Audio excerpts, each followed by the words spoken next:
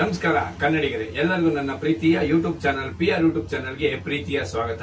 ನಾವು ಈ ಚಿಕ್ಕ ವಯಸ್ಸಿಂದನೂ ಇರಬೇಕಾದ್ರೆ ಒಂದು ಮಾತು ಕೇಳಿ ಬರ್ತಾ ಇತ್ತು. ಏನದು? ಈ ವಿನೋದ್ ಮಾಲಿಂಗ ಭಾಗವತರ್ ಇವರು ಅಣ್ಣೋರ್ ಮಗ ಅನ್ನೋ ಒಂದು ಚುಚ್ಚು ಮಾತುಗಳು ನಮ್ಗೆಲ್ಲ ಕೇಳ್ತಾ ಇತ್ತು.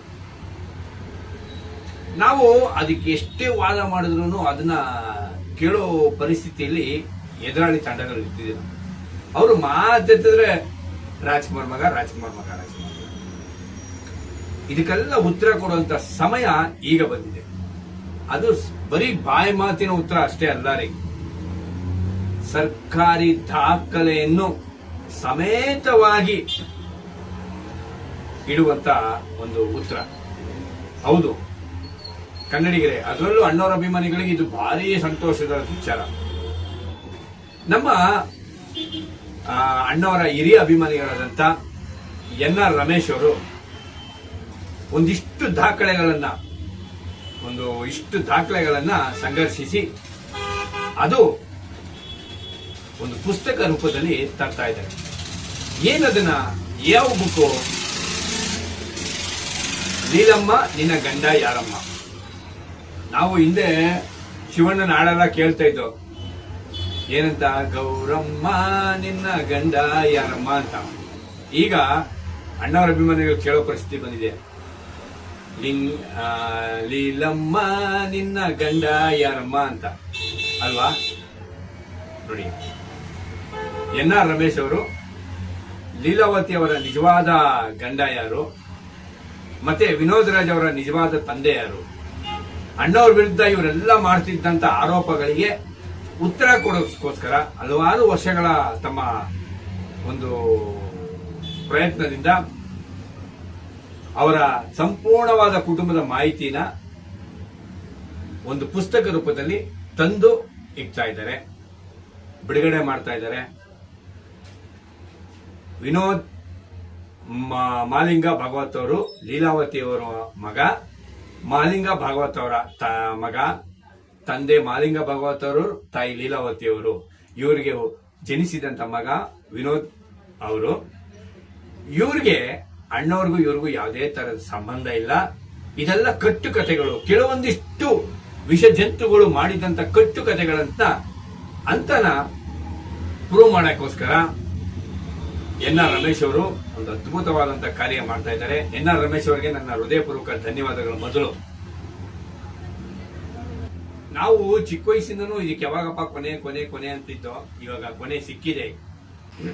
ಇನ್ನು ಮುಂದೆ ಯಾರಾದ್ರೂ ವಿನೋದ್ ಮಾಲಿಂಗ ಭಾಗವತ್ ಅವರು ರಾಜ್ಕುಮಾರ್ ಮಗ ಅಂತ ಹೇಳಿದಾಗ ಉತ್ತರ ಕೊಡಕ್ಕೆ ಸರ್ಕಾರಿ ದಾಖಲೆ ಸಹ ನಮ್ಮ ಹತ್ರ ಇದೆ ಅಂತ ನಾವು ಎದೆ ತಟ್ಕೊಂಡು ಹೇಳ್ಬೋದು.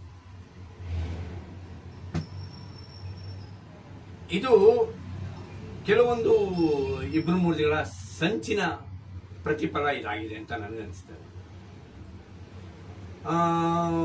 ಸುಮಾರು ವರ್ಷಗಳ ಹಿಂದೆ ಅಣ್ಣವರ ಒಂದು ಸೂಪರ್ ಹಿಟ್ ಚಿತ್ರ ಭಾಗ್ಯವಂತರು ಅಂತ ಒಂದು ಚಿತ್ರ ಬಂದಿತ್ತು.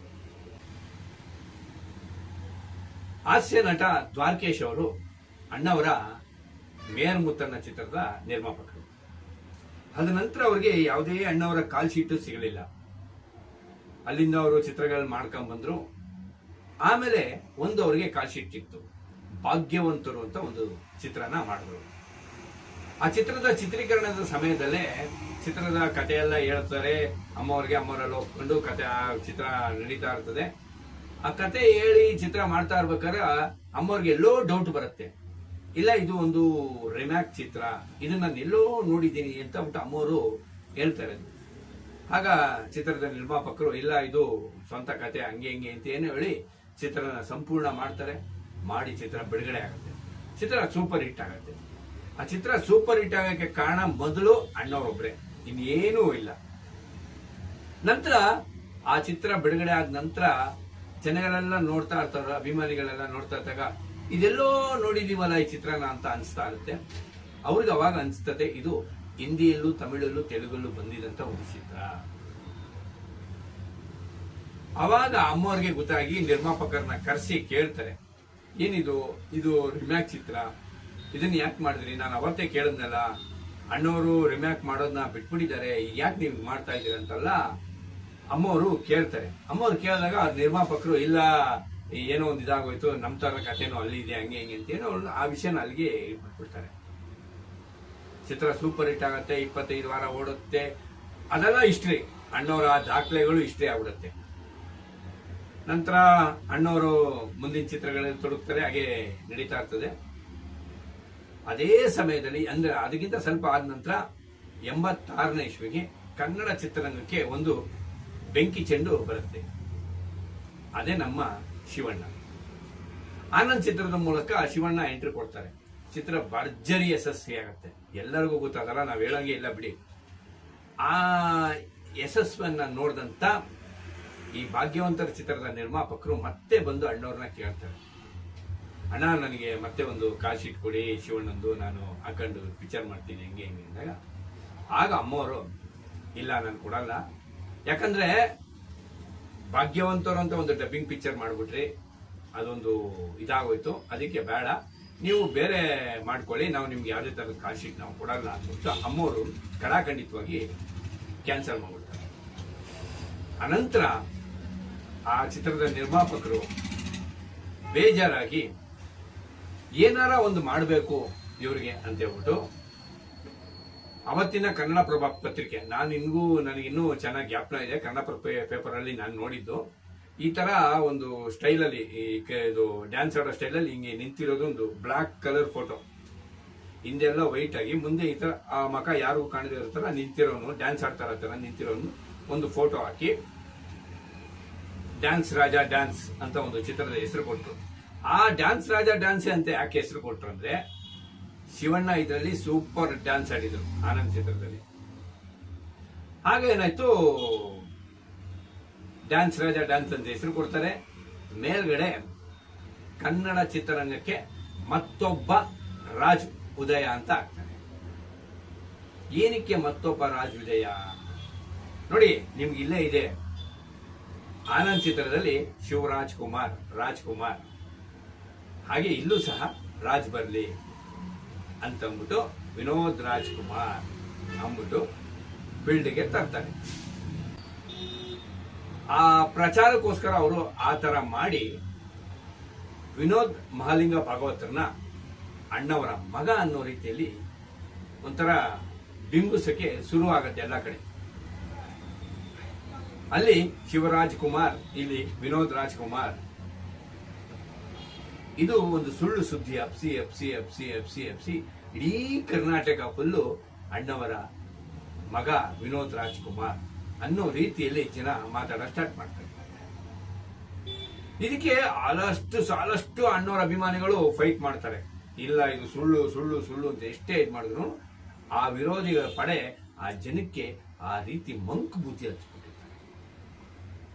ಇದೇ ಮುಂದುವರಿಸ್ತಾ ಬಂದಾಗ ನಂತರ ಕನ್ನಡದ ಒಬ್ಬ ಪತ್ರಕರ್ತರು ಲೀಲಾವತಿ ಮತ್ತು ವಿನೋದ್ ಮಹಾಲಿಂಗ ಭಾಗವತ್ ಮತ್ತು ಅಣ್ಣವರ ಹೆಸರನ್ನ ಇಟ್ಕೊಂಡು ಒಂದು ಪುಸ್ತಕ ಸಹ ಬಿಡುಗಡೆ ಮಾಡ್ತಾರೆ. ಈ ವಿನೋದ್ ಅವರು ಅಣ್ಣವರ ನಿಜವಾದ ಮಗ, ಇವರೇ ತಂದೆ ಅನ್ನೋ ರೀತಿಯಲ್ಲಿ ಆ ಪುಸ್ತಕದಲ್ಲಿ ಬರೀತಾರೆ. ಇದನ್ನ ಸ್ವಂತ ಲೀಲಾವತಿಯವರೇ ಕೂತ್ಕೊಂಡು ಮಾತಾಡಿದರೆ ಅನ್ನೋ ರೀತಿಯಲ್ಲಿ ಅವರ ಆ ಪುಸ್ತಕನ ಬರೆದು ಬಿಡುಗಡೆ ಮಾಡ್ತಾರೆ. ಪುಸ್ತಕ ಬಿಡುಗಡೆ ಆಗತ್ತೆ, ಎಷ್ಟೊಂದು ಜನಕ್ಕೆ ಸೇಲ್ ಆಗತ್ತೆ. ಅದರಲ್ಲೂ ತಿಳ್ಕೊಂಡು ಕೆಲವರು ಓ ರಾಜ್ಕುಮಾರ್ ಮಗನೇ ಇವನು ವಿನೋದು ಅನ್ನೋ ರೀತಿಯಲ್ಲಿ ಮಾತಾಡಕ್ ಶುರು ಮಾಡ್ತಾರೆ. ಈ ತರ ಹಲವಾರು ಘಟನೆಗಳು ಅಣ್ಣವ್ರ ವಿರುದ್ಧವಾಗೇ ಬರುತ್ತೆ.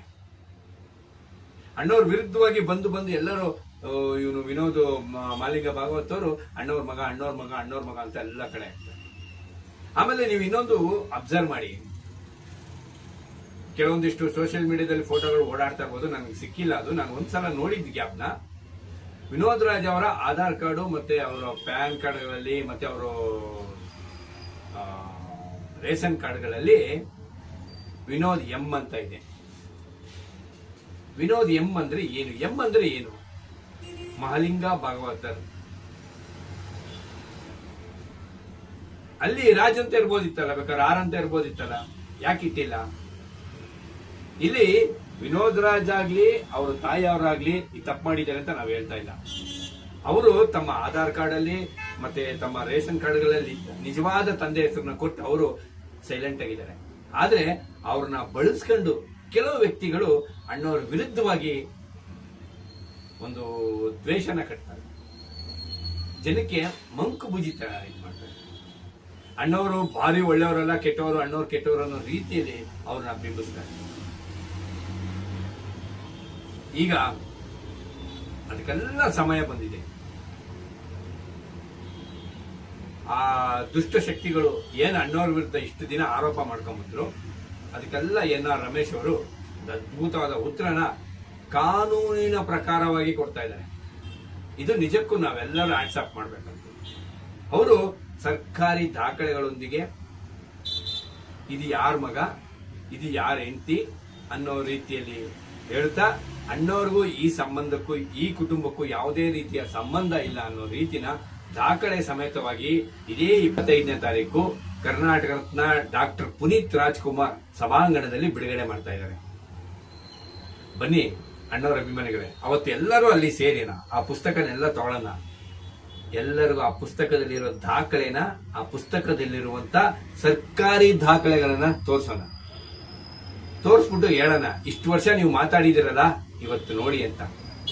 ನಿಜಕ್ಕೂ NR ರಮೇಶ್ ಅವ್ರು ಮಾಡ್ತಾರೋ ಆ ಸಾಧನೆನ, ಆ ಒಂದು ಸಾಧನೆ ಅಂತಾನೆ ಹೇಳ್ತೀನಿ, ಆ ಸಾಧನೆನ ಮೇಲಿಂದ ಅಣ್ಣವ್ರು ನೋಡ್ತಾ ಅವರಿಗೆ ಅಳಿಸ್ತಾರೆ ಅಂತ ನನ್ನ ಒಂದು ಅನಿಸಿಕೆ.